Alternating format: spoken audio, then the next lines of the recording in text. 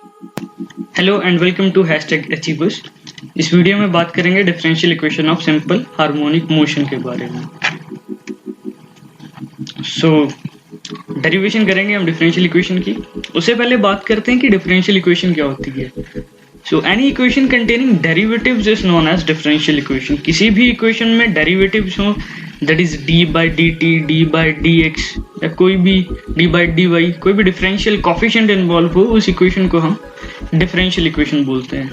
और दूसरी बात, सिंपल हार्मोनिक मोशन क्या होता है। सिंपल हार्मोनिक मोशन होता है टू एंड फ्रो मोशन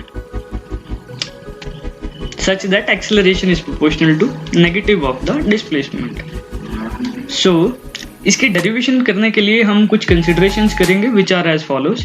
कि हमारे पास माना कोई पार्टिकल है जो पहले ओ पोजीशन पे था, हमने उसको डिस्प्लेस किया पी पॉइंट पे। अब उस पर रिस्टोरिंग फोर्स लगेगी एफ वेक्टर, जो इसको वापस ओ की तरफ पुश करेगी, इसको ओ की तरफ धकेलने की कोशिश करेगी। इस रिस्टोरिंग फोर्स को हम हुक्स लॉ से देते हैं। That is this restoring force is given according to Hooke's law which is given by F equals to minus kx, where k is the force constant or spring constant. Call it equation number 1. Now according to Newton's second law of motion, F is equals to mass into acceleration.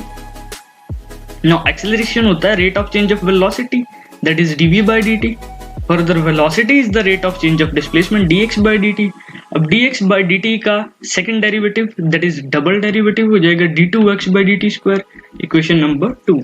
Now equation 1 और 2 की left hand side same है, that is दोनों की left hand side में force है, तो हम इनको इक्वेट कर सकते हैं। कंपेयर किया तो राइट हैंड साइड इक्वल होगी। We get minus kx is equals to m d2x by dt square.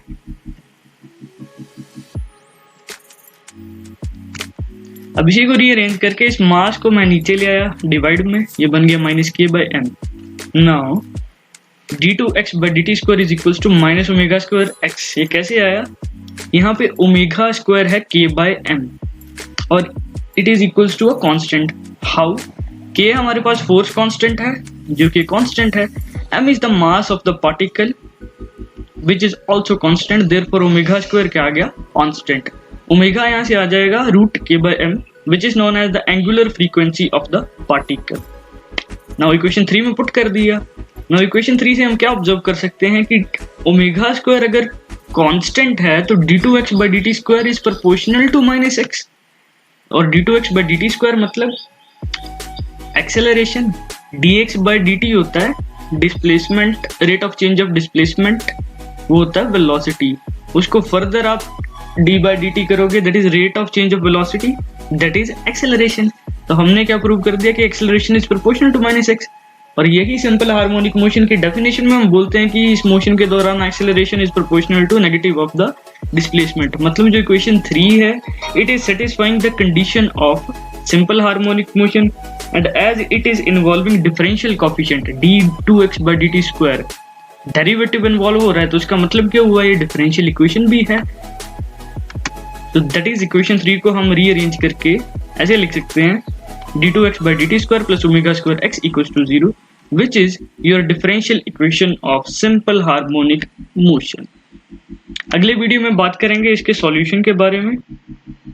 तब तक के लिए हैव अ गुड डे।